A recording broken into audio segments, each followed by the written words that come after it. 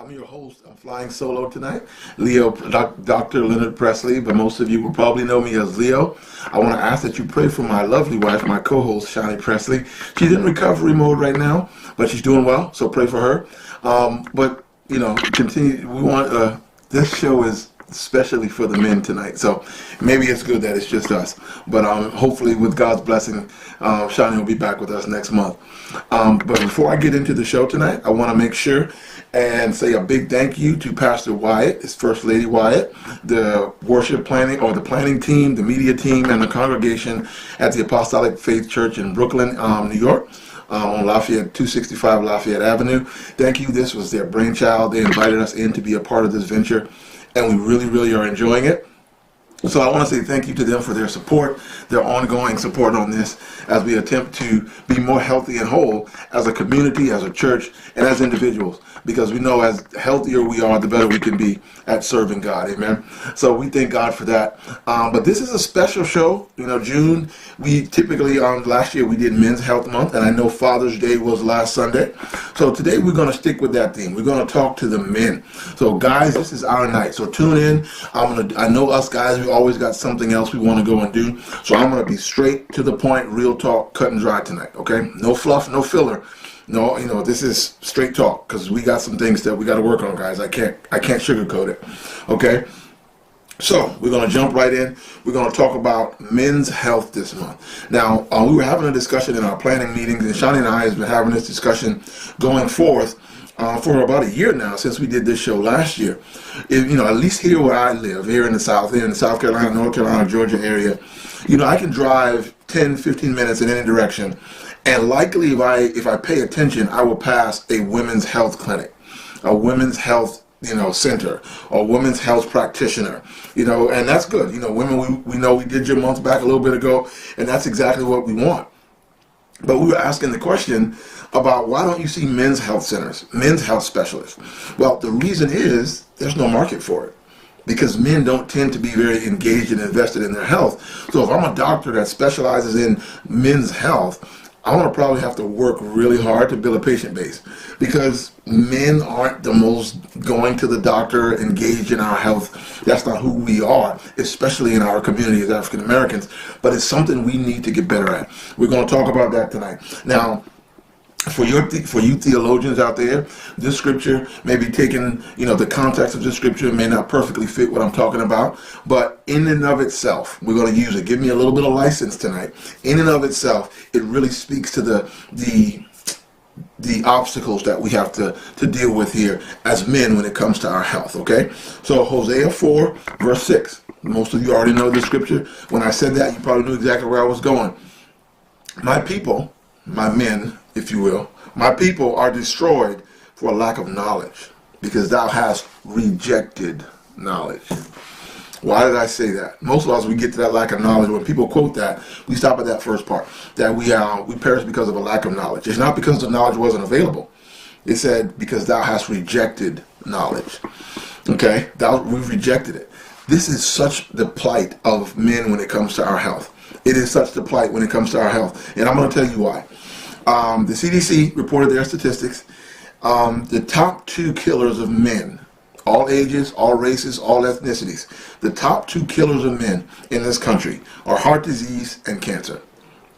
Heart disease at 24.2%. Cancers, all types, at 22.5%. Unintentional injuries, you know, us guys tend to be risk takers, 7.4%. Then you get chronic lower respiratory diseases, stroke at 4% respectively, diabetes at 3.1, which is still, you know, something. But I want to focus on those first 2 tonight, heart disease and cancer. Those 2 things are really the top 2 killers of men in our country, heart disease and cancer. So why did I preface that statistic? And I'm not going to sit here and spit statistics at you all night, because that's not what this is about. But why did I preface that statistic with that scripture in Hosea 4 and 6, that my people perish because of a lack of knowledge, and thou hast rejected knowledge? Because in both of those leading 2 causes, heart disease at 25%, cancer at 22.5%, I'm sorry, heart disease at 24.2%, and cancer at 22.5%, the leading top 2 killers of men, all of those things are, if not preventable, If you learn about them early enough, they are treatable, manageable, curable to a great extent that we are not taking advantage of because we reject or don't act to have knowledge about our own health. I told y'all this is real talk tonight, okay? And take this from somebody who spent my 41st birthday in intensive care in the medical university. Okay? I'm not speaking from a place of I'm the grand practitioner telling you what to do. No. This is somebody who has had to walk this journey out myself to be more engaged in my health. That's what we're going to talk about tonight. How do we take ownership? How do we make it part of being a man?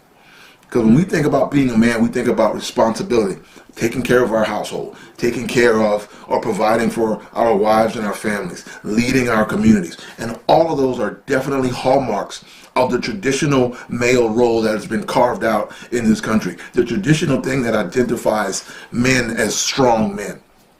But here's the thing. How effective can we be with decreased lifespans where we really can't fully walk out those gifts because we are not taking ownership of our health? And that's exactly what it is. It's just taking ownership. But a lot of times we don't do it because we don't view it the right way. Our perspective of it isn't the right thing. Because of your perspective will drive your behavior. The way you see something drives your behavior towards it. In many cases, our health is not even an afterthought. It's a third, fourth, fifth thought, and usually only a thought when something is so wrong that it doesn't allow us to keep going. But here's the thing. If it's heart disease, if it's cancer, if it's diabetes, if it's any of those things, if you get to the place where it's now limiting your daily activity, it's almost too late to be manageable or curable. That's the issue. We have to stop waiting until we can't go to then go to the doctor. We can't do that. Because if we're the strong men, if we're going to be leaders, if we're going to be husbands, wives, fathers, pastors, teachers, deacons, community leaders, if we're going to be all of these things and truly live out the potential that God has put in us, we have to live out the potential. We're not living out because we're not taking care of what's inside of us. We're not taking care of our health. All right? So, here's some things let's talk about. Cancer. Number one killer of heart disease is first. Heart disease. Number one killer of men. When you think about your heart is, God talks about the heart a lot. It's usually talking about the emotional seat, but we're going to talk about the physiological heart. The heart is central and vital. Other than your brain, there's probably nothing more immediately important than your heart, okay? And your heart, of course, supplies blood to all of your body parts, blood carrying life-giving oxygen to allow those tissues to function. Your eyes, your ears, all need blood. Your brain, your muscles, your bones, all need blood. Your kidneys, your lungs, all need blood. Your body doesn't work if your heart doesn't work. So why would we wait until our heart is hurting, until we have daily chest pain before we begin to ask our doctors about this? Why would we never take a blood pressure until that one time we're forced to go to the doctor for a work physical? If that. Why are we waiting so long? Okay? This is the pump that gives our bodies life, is our heart. Heart disease is caused by, one, overstress on the muscles, nervous conditions that can affect the way the heart conducts and pumps, the coordination of its pumping action. It can happen because there's too much external pressure, increased elevated blood pressure, because it makes the heart work harder than it needs to, and anything that's working harder than it needs to is eventually going to wear out and break down. Okay? Heart disease covers a whole syndrome, a whole myriad of things, but it's all caused by not taking care of the things that affect the workload placed on the heart. If our blood pressure is high, that blood pressure is how much pressure the heart is pushing against. So it's like our heart is pushing blood uphill all the time. That pressure is mounting and causing our heart to work too hard. Now, the heart is largely a muscle. It has some parts that are tendons or ligaments, but most of it is muscle. When muscle has to work, when you overload muscle, it hypertrophies or it grows. But here's the problem. When our heart, and you would think heart hypertrophy is a good thing, but when your heart is getting larger, because of a disease process, the way it grows is not the natural hypertrophy. It's not the kind of good growth that you want. So what happens is, even though that muscle gets bigger, it becomes less effective at pumping the blood. If your heart is less effective at pumping blood, your tissues are going to suffer because they're not getting the oxygen that they need at the rate that they need them. That it needs them. Your lungs is going to suffer. Your muscles are going to suffer. Your bones are going to suffer. Your brain, your eyes are all going to suffer if your heart is not effective. Your kidneys are going to suffer. All of these things suffer if our heart is not functioning well. But here's the thing. Most, if not all, of the factors that are the risk factors that cause heart disease or lead to heart disease are modifiable, which means we can make a difference. We can impact those factors. So it's what we need to do. Let me give you an analogy. This is going to be a running theme tonight. The greatest men, or the toughest men in this or the most celebrated warriors, if you want to say, are kings or leaders. They are seen as being very knowledgeable, very skilled, very, back in the day, very, very skilled and often victorious in combat. They didn't have fear because they would they felt no one could match them hand to hand or in skill. So we've embraced that we're not afraid of the fight. We will fight any fight. The problem is, when it comes to our health, by the time we know there's a fight, we've already lost in many cases. Our health has become an assassin to us. Assassins are effective because usually you don't know they're there until they've already struck you, until they've already struck that death blow to you. Our health, or our unwillingness to address and stay engaged with our health, is an assassin to us. It's an assassin. It's not that we can't fight the fight.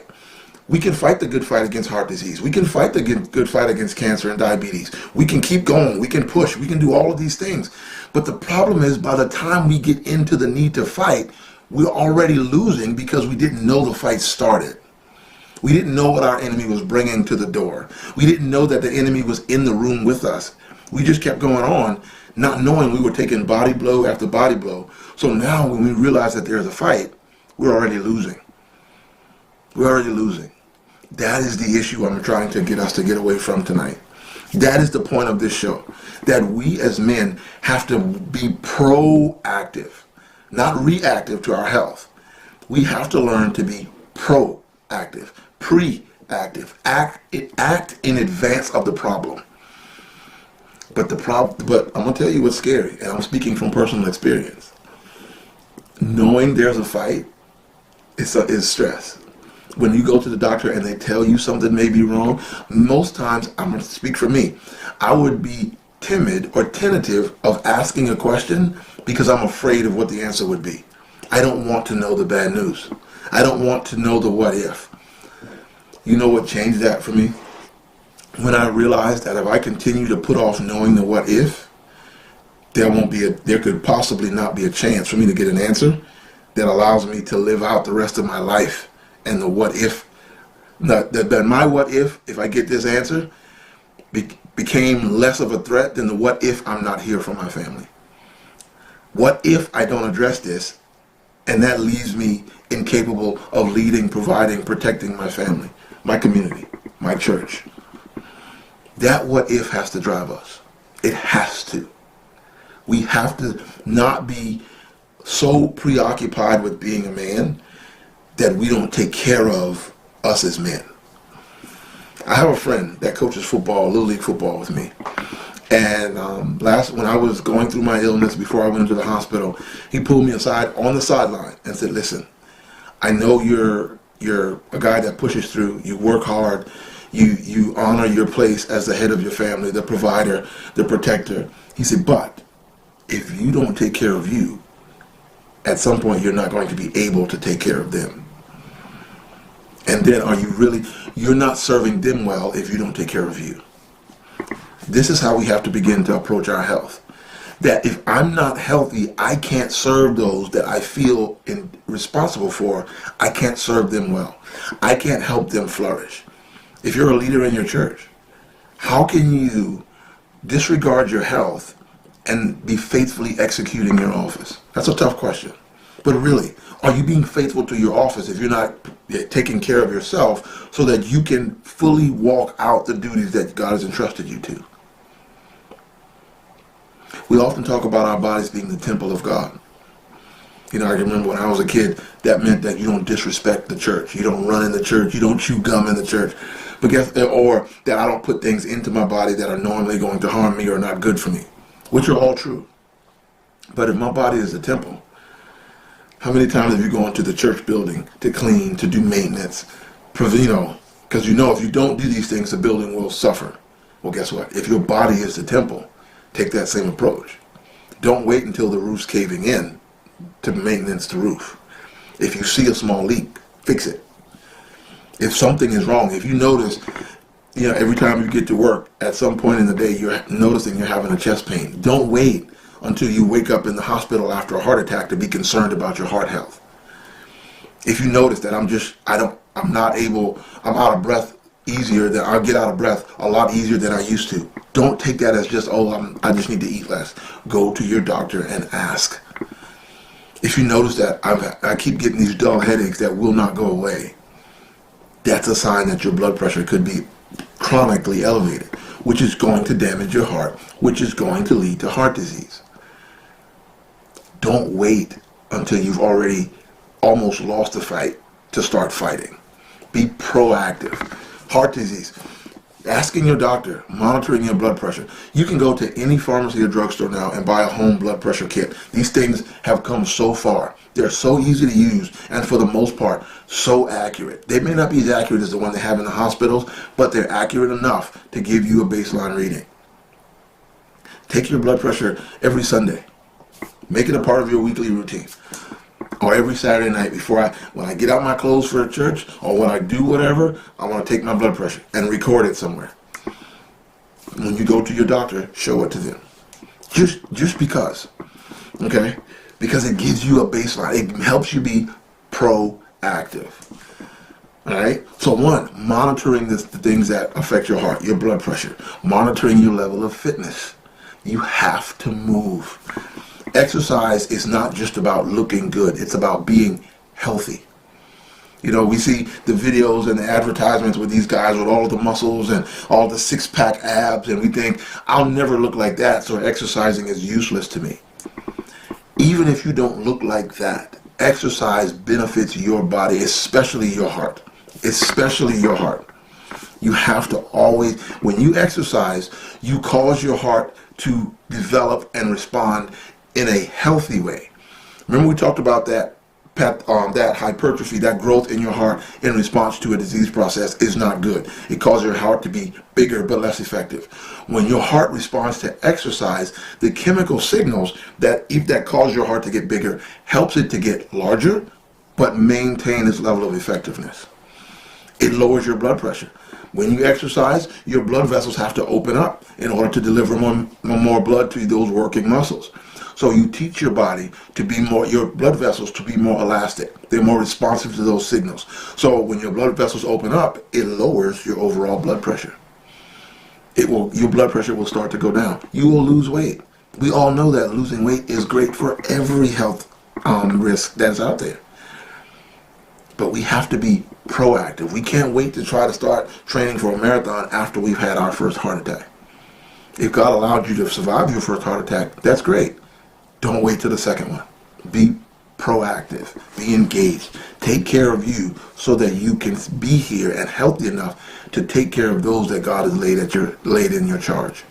Okay? So, number one, heart disease. Modifiable risk factors. Your diet. We've talked about monitoring your blood pressure. We've talked about fitness, being engaged in some sort of physical activity on a regular basis to help your heart and your circulatory system function in a way that is beneficial for it, other than just sitting in front of the TV. Number three, diet. I have learned through my health journey that I am very sodium sensitive. I'm very sensitive to salt.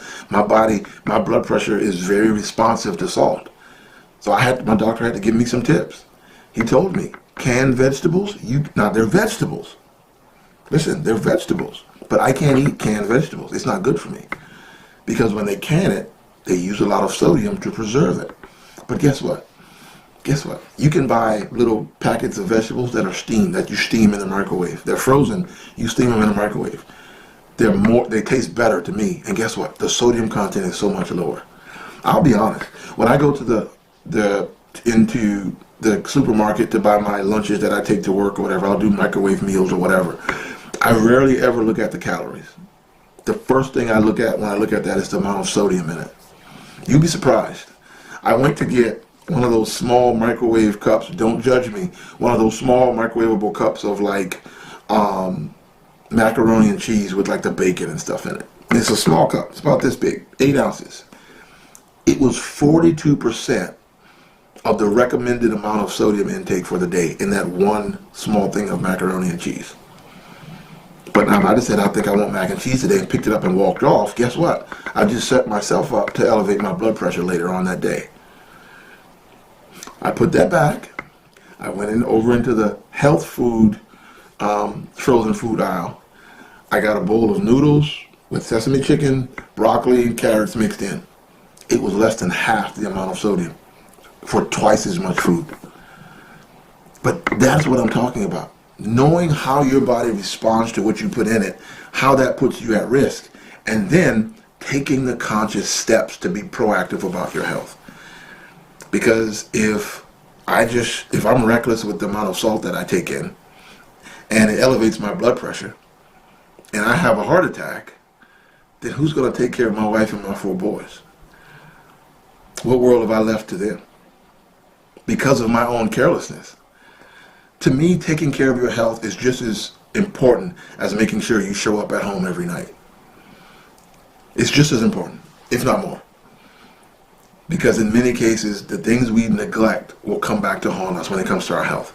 We perish not just because of a lack of knowledge, because we don't know, because we reject the ability, we reject knowledge. Either we have it and don't use it, or we refuse to go get it when it comes to our health. All right, number 2. So with heart health, watch your blood pressure, build some type of physical activity into your weekly routine. Some. I don't care what it looks like. If it's more than normal for you, that's better. That's progress. Okay? And number 3, make sure you watch your diet. But again, ask your doctor, what things should I look out for? I'm not on a strict diet. I don't say no carbs, no this. I don't do that because it just doesn't work for me. But I know sodium is something I have to watch. I know I can't take in a lot of salt. I know I can't eat a lot of fried foods. Notice I say that a lot. I do eat fried foods. I don't eat a lot of it. I don't eat it in excess. All right? I bake, smoke, steam, air fry. I use all of those sorts of things to replace those fried foods on most occasions. Okay? But being aware of your diet. So that helps us take care of our heart. And then asking your doctor. Going through with your doctor when next time you go. And please go. Find a doctor and go. But the next time you go, discuss your family history with your doctor. Your uncle that had heart problems. Your aunt that had to have a pacemaker put in.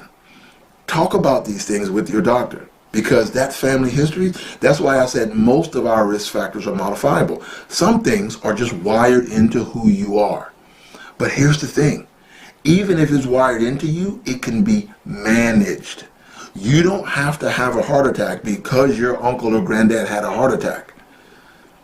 If you know how to manage your diet, manage your fitness, manage your blood pressure, manage your stress, then you don't have to follow in that hereditary footsteps. You can lower your risk by being engaged and being intentional with your health. Okay? So that's heart disease. Number 2 is cancer. The major 2 cancers that men have to look out for are prostate cancer and colon cancer. But here's the thing again. With both of these cancers, I apologize for my phone. With both of these cancers, if early detection is the key to survival.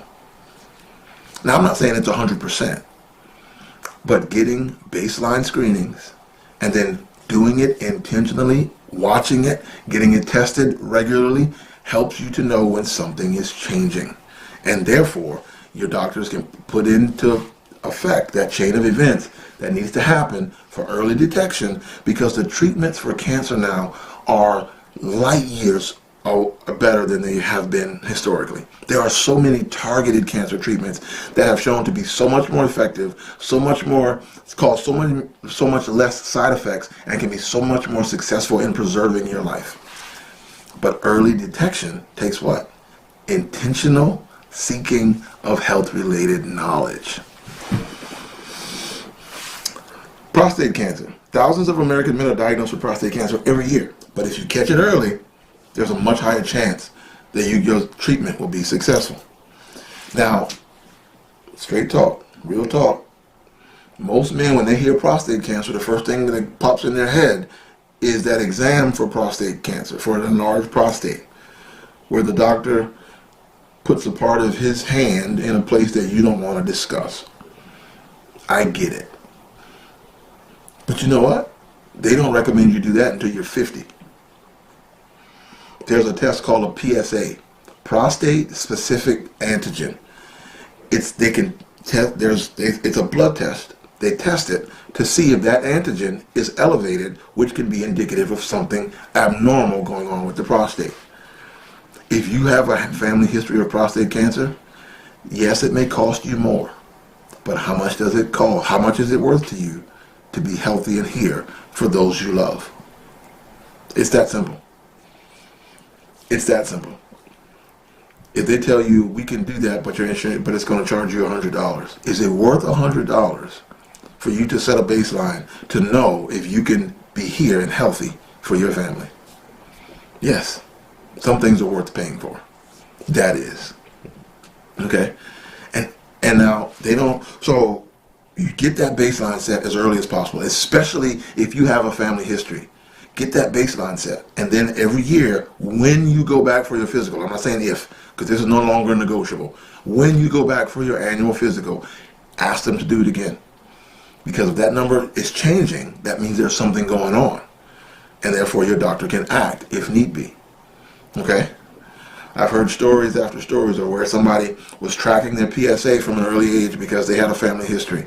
It started to go up a little bit. The doctor did the DRE, the digital rectal exam. None of us like it, but hey, it's momentary and it serves the purpose of keeping you around for your family. You might say, oh, Leo, you're young, you haven't had it. Yes, I have. Because my doctor thought something was going on with me. And this has been 4 or 5 years ago. It was the most uncomfortable when the doctor told me he was going to do that. I think I broke out in a cold sweat. I'm like, what in the world? I didn't sign up for this. But I began to understand that as scary and uncomfortable as this is going to be, if I don't find out, then I can't fight for my family. I don't have a tactic to fight against something I don't know. You have to know your enemy, your adversary. If you don't know your adversary, you are setting yourself up for defeat. So they did the exam. Thank God everything was normal. But guess what? It set a baseline.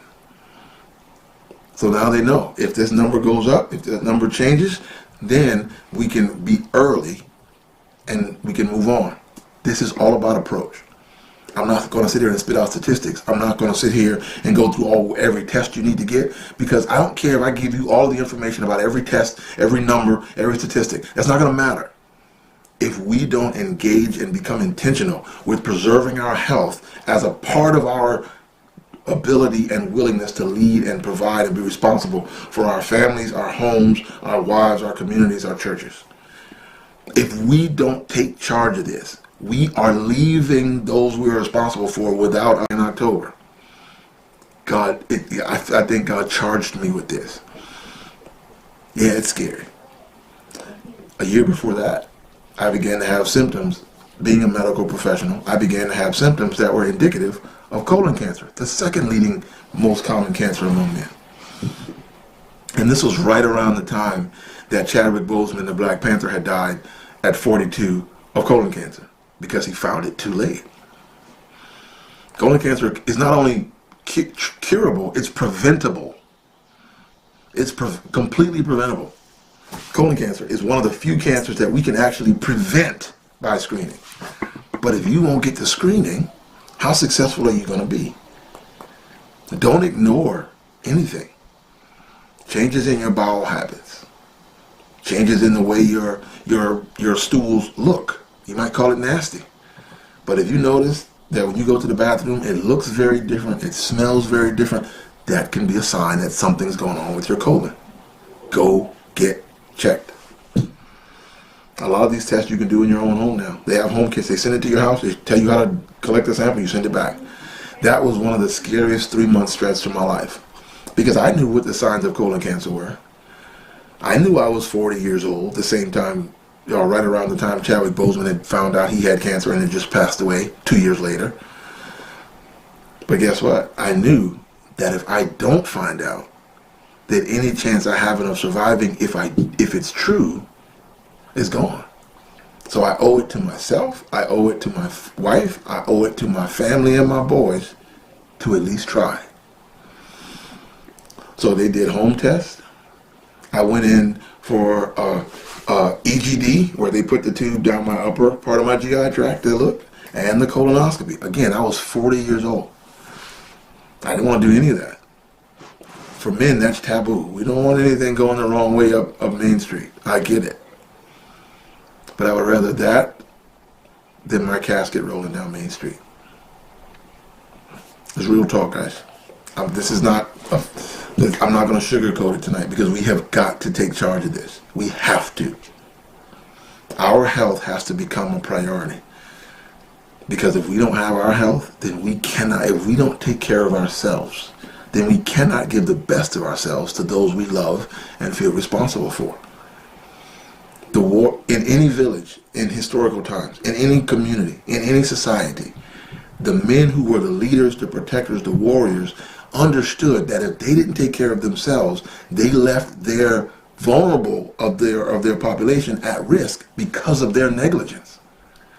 When you don't take care of your health, you're being negligent of your responsibility. Period. Colon cancer. Go get checked. The two leading causes of cancer, which is the second leading cause of death, are both, if caught early, very successfully treated, and in the case of colon cancer, can actually be prevented. But we have to do it. We cannot sit back and wait until we get a diagnosis and then want to fight the good fight. No, the fight doesn't start in the ring. The fight starts in the training room. Yes, and ask any fighter, any boxer, professional boxer, when they go to the ring, that fight didn't start then. That fight started the nights, the days, the mornings that they were running, training, preparing for the person they were going to face. Your fight begins every day when you take charge of your health. Going to your doctor. And accessing a doctor now is so easy. I know it's a different show. I know it's got a different feel. You see my lion over my shoulder there. That's how I am right now. Because we've got work to do. This is not sugar-coated. This is not make you feel good. This is get us all, us, including me, to understand what we need to do. This is what we have to do. We have to do this. We have to take care of ourselves. We have to. We have to be intentional. We have to be engaged. And now here's the thing. Back in the day, getting to a doctor could be very inconvenient. But now, just about every doctor has telehealth services. And most insurances will cover you speaking to a doctor on your cell phone, where they can see you, you can see them, on a Zoom call, so to speak. They can ask you questions. They can review your symptoms. They can do a check-in. Don't be too busy to take care of yourself. I promise you, that next phone call you make, that you have to make, if you make it, in many cases, a 30-minute call to your doctor is not going to destroy your week. But it could destroy your health if you don't make it. It's all about perspective. It's all about approach. There's no reason. The top two leading causes of death, heart disease and cancer, in many cases is modifiable, manageable, and in some cases even able to be cured completely. But we have to take control. Be intentional.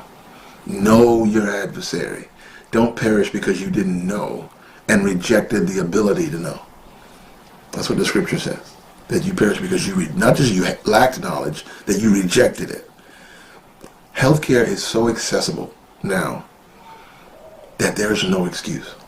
Now here, we're going to shift gears a little bit, man. I want to talk to the women that may be watching. I know men are usually, you want them to do this. You may want them to, they have a routine, they have a schedule, they should. One of the things that is also really affecting men is mental health. Because we often feel so responsible. We feel so indebted to take care of everybody else. I know you do as well, so I'm not trying to take that away from women. But when's the last time that you really asked one of your brothers in Christ how they were doing? Not just health-wise, but how are you? How are you feeling? How's life? Men, we have to carve out time for us. Not to go to a doctor, but to internalize what's going on with us. You need a hobby. Something to get you away from your normal routine that allows you to breathe, that allows you to think, that allows you to process. And it's not sleep. Okay? Sleep is rest in most cases. But you need active relaxation, active free time that your mind can decompress. Because guess what? One of the leading contributors to heart disease and cancer is stress. You see where we are? Stress. Chronic, unaddressed stress. It drives your blood pressure up. It drives your hormones up. And all of those, that leads to heart disease. Those out of whack hormones can lead to overactive tissues, which is the root cause of cancer. And one reason that we don't deal with stress is because we feel the need to always be on, always be strong, never feel tired, never feel stressed, never feel like we need a break. We have to do that. One of my favorite activities is fishing. I've got my gear. I haven't carved out the time. But you know what? One of the other things I started doing is going to the gym. I go 35 to 45 minutes 3 times a week. And it's not so much even about the exercise, which is good, but it's a time that my mind can decompress. I love to play golf. Golf takes 3 to 4 hours. I don't typically have 3 to 4 hours to go do that. But if I get a chance, I go. Fishing. If I go fishing, I'm going to stay an hour and a half to 2. I don't usually get to do that. But that 35 to 45 minute block, 3 times a week when I'm in the gym, it's not just about the weights, the treadmills.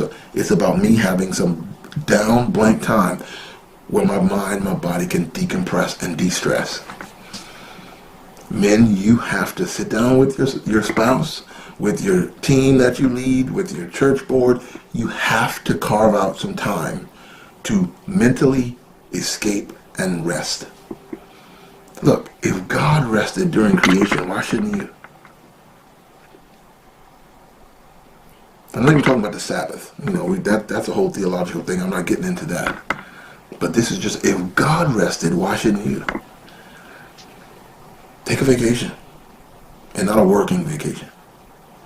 And now this may ruffle some feathers, but going to a revival is not a vacation. Sorry. A vacation where you get away, change scenery, no responsibilities, nothing to go and see and do unless you want to go see and do it. Because that unencumbered, unscheduled time gives your brain and which in large part influences your hormones, which in large part influences, again, your heart, your tissues, the cancer, all that stuff. It allows your body to reset. That state of just being is healthy for you. And women, allow us to do that. Because we want to be here for you. My friend that I was talking to at the football field, my coaching buddy, he told me his wife knows he has a Harley Davidson motorcycle. I don't recommend going to get a motorcycle. That's not what I'm saying. But he has a Harley Davidson motorcycle. He says his wife knows when she sees him walking through the house with that helmet, she knows he needs to go ride for 30 minutes an hour just to decompress. She said they've come to that understanding.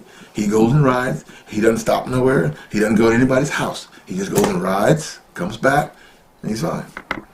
What Shani will ask me now, you going to the gym today, right? Like she tells me to go.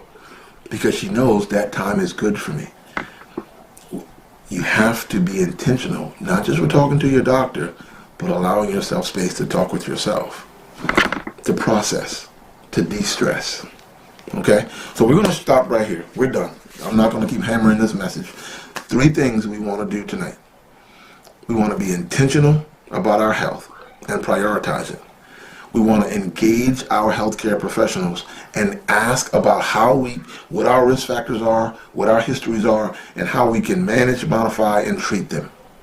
And 2, we want to practice self-care, de-stressing, time for ourselves, not just to go to the doctor, but to really de-stress and escape and allow ourselves to recuperate. So, and all of these things are not to be selfish. If I'm so wrapped up in my health that I'm not healthy, that's me being selfish. We want to take care of our health so we can continue to be selfless. I can give more of me when there's more of me to give. The healthier I am, the more of me I have to give.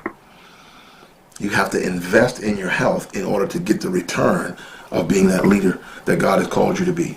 In your home, in your community, in your church, or whatever God places you, on your job, in your career, your profession. If you don't take care of you, then you can't take care of them. Period. So men, this is where we are. This is a watershed moment. We have to know intentionally what our health status is and intentionally follow through with whatever we need to do to preserve it. Because the leading things that are killing us are all modifiable, are all manageable, and in some cases completely curable. But we have to take the steps. We perish because of a lack of knowledge. And in this case, we're perishing because we reject knowledge. Go take care of us. Take care of us. Let's go take care of ourselves so we can continue to take care of those that God has called us to serve. All right, that's it for Healthy and Whole in Mind, Body, and Soul. Men, I know this was a different feel, but this is just what God laid on me to do because he walked me through it and he asked me to share what I learned. And this is it. If you've got questions, get a hold of me via email or phone if you know me. What can you do? What can we do? How can we do it better? But we have to be better as far as taking care of us so that we can be here, be stronger, be more complete in our effort to take care of others and provide and lead others. Okay? Daily health tip for today. The next time you're driving and you go to a parking space, park as far away from the building as you can walk. That sounds real crazy. How many of you circle a spot like 10 minutes trying to get a close spot to the door? 1, you're burning gas and gas is too expensive. 2, that extra walking, that extra activity is good for you. Those are small things. Parking further away, taking the stairs to the 3rd floor. I'm not going to say the 10th floor, you don't have to do that. But the 3rd or 4th floor, taking the stairs rather than the elevator is good for you. Doing things that make you, if you have a sedentary job, get you a standing desk. They have desks now that your computer will go up and down on. Every 30 minutes, stand up. You'll be surprised how much it does for you. Now, you don't have to go to a gym to do an exercise class. They have them on YouTube. You can subscribe. They have them on YouTube. There's this guy called Funk Roberts. And he specializes in health programming for men over 40. His videos are 10 to 20 minutes. You can do it in your home, in your own privacy. You don't have to worry about looking bad in front of people. Do these things, the small things. My mom would always tell me when I would feel overwhelmed when I was in grad school. She would say, "How do you eat an elephant?" And I would get so annoyed because I knew what the answer would be. How do you eat an elephant? One bite at a time. The small things. Those small things add up to huge potential health gains. Be engaged, be intentional, and take care of yourself so that we can take care of others. Thank you again for joining us on Healthy and Whole Mind, Body, and Soul. Hopefully, next month our show will be whole and Miss Shani will be back with us. So please join us again. Leave a comment, like, subscribe, put on that notification bell so you know when new content's uploaded. Reach out and give us a comment, ask a question. We want this to be a two-way street. This is not just us talking. We want us to engage our community so we can be healthy and whole in mind, body, and soul. We see y'all next time. Be blessed. See you next month.